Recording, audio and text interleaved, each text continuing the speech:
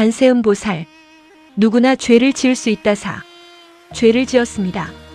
지은 그 죄를 뉘우치고 참회하며 보시바라밀 실천으로 나아가는 사람은 참으로 지혜롭다. 죄를 지었습니다.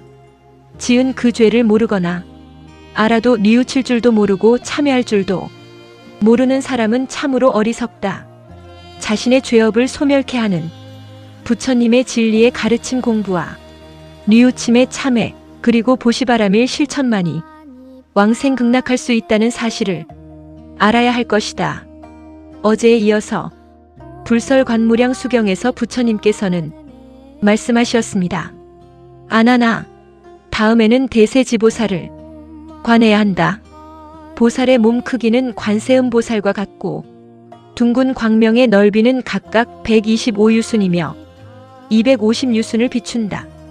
온몸에서 나오는 광명은 시방세계를 붉은 광명으로 두루 비추어 인연 있는 중생들을 다 볼 수 있다. 이 보살의 모공에서 나오는 광명을 보기만 해도 시방세계에 한량없는 부처님들의 청정한 광명을 보게 된다. 그러므로 이 보살을 끝없는 빛이라 한다. 이 보살은 지혜의 빛으로 모든 것을 두루 비추어 그들을 사막도에서 구제하여 위없는 힘을 얻게 한다. 그래서 이 보살을 큰 힘을 얻은 이, 즉 대세지라 한다. 이 보살의 천관에는 500보석의 꽃이 있고 낱낱의 보석꽃에 500보석의 받침대가 있으며 그 받침대마다 시방세계 부처님의 청정한 국토의 넓고도 큰 모양이 나타나 있다. 두 상의 솟은 6개는 붉은 연꽃과 같고 그 위에 보석으로 된 병이 있어 여러 가지 광명을 달아가지고 온갖 불사를 나타내고 있다. 이 밖에 여러 가지 모양은 관세음 보살과 조금도 다르지 않다.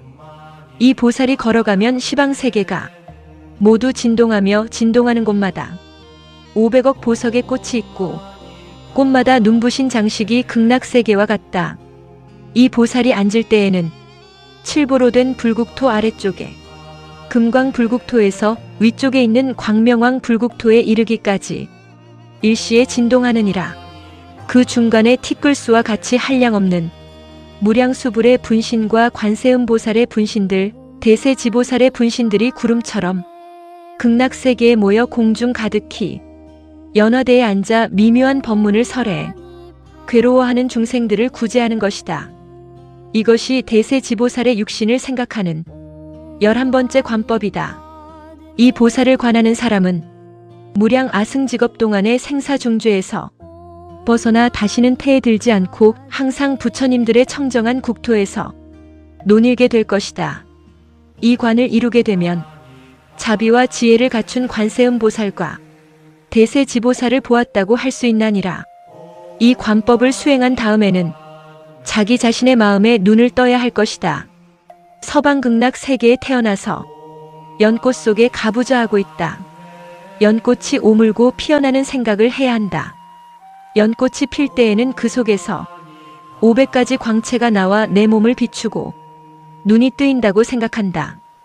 부처님과 보살이 허공에 가득히 있는 것을 보며 물과 새와 부처님의 음성이 모두 뛰어난 법문을 설하는 것이고 그것이 또한 12부경에 말한 것과 일치하고 있는 것을 선정해서 나온 뒤에도 잊지 않도록 할 것이다. 그런 다음에는 무량수불이 계시는 극락세계를 보게 될 것이다. 이것이 통틀어서 생각하는 12번째 관법이다. 무량수불의 화신은 그 수가 한량없어서 관세음보살이나 대세지보살과 함께 항상 이 관법을 하는 사람 앞에 나타나신다.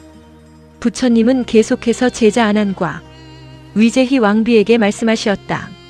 지극한 마음으로 서방세계에 가서 태어나고자 하는 이는 먼저 한길 6자 되는 불상이 연못 위에 계신다고 관하라.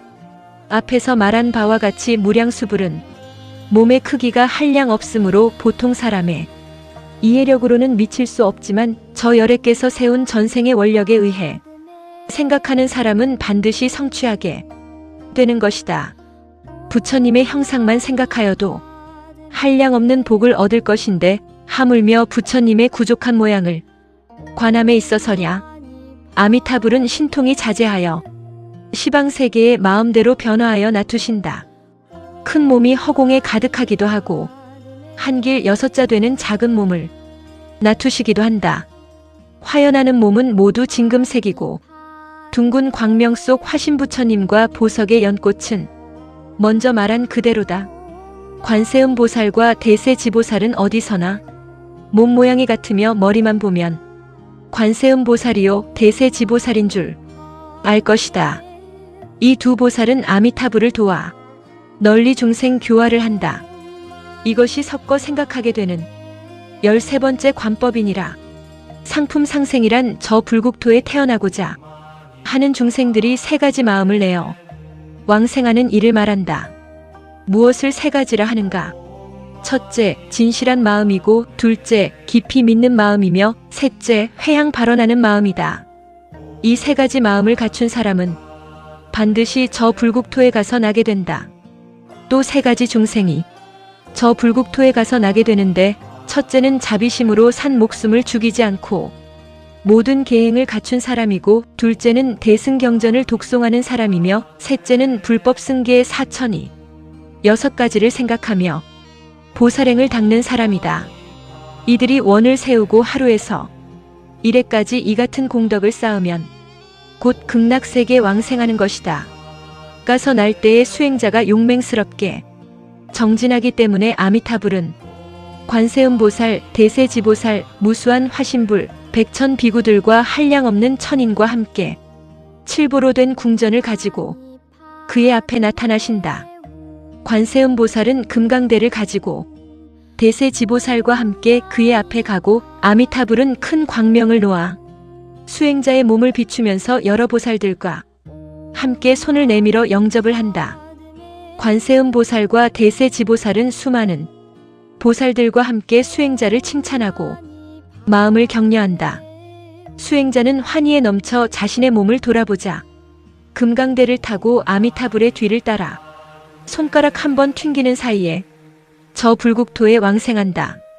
그 나라에 태어나면 부처님과 보살들의 몸과 형상의 여러 가지 상이 부족한 것을 보고 본다. 찬란한 보석의 숲에서 설하는 미묘한 법을 듣고 무생법인을 깨닫는다.